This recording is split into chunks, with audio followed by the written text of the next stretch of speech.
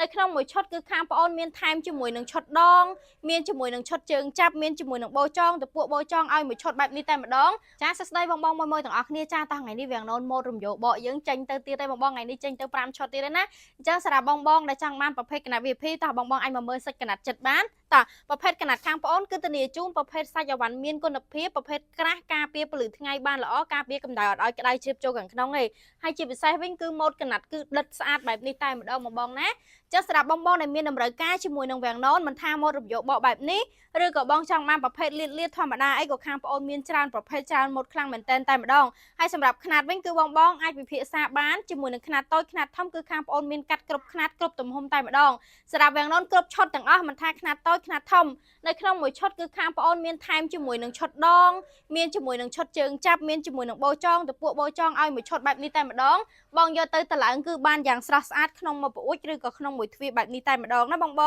អញ្ចឹងហើយសម្រាប់បងដែលចង់បានជាមួយនឹងម៉ូតប្អួចខ្នាតធម្មតាដែលខាងប្អូនប្រម៉ូសិនជូន$10ក៏នៅក្នុងស្តុកមានដែរចា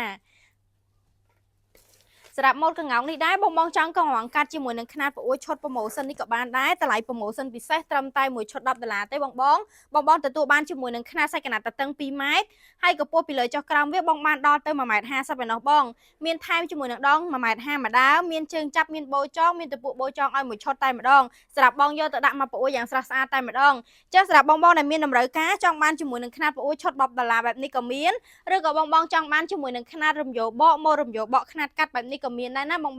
អញ្ចឹងខាងប្អូនមានធ្វើគ្រប់តម្រូវការតែម្ដងណាបងអញ្ចឹងបងសម្រាប់បងដែលត្រូវការកុំភ្លេចឆាតចូល Page និង Telegram ឥឡូវនេះជាមួយនឹងប្រភេទសាច់កណាត់ប្រភេទក្រាស់ប្រភេទការពារពលឺថ្ងៃប្រភេទសាច់លេខ1ណាបង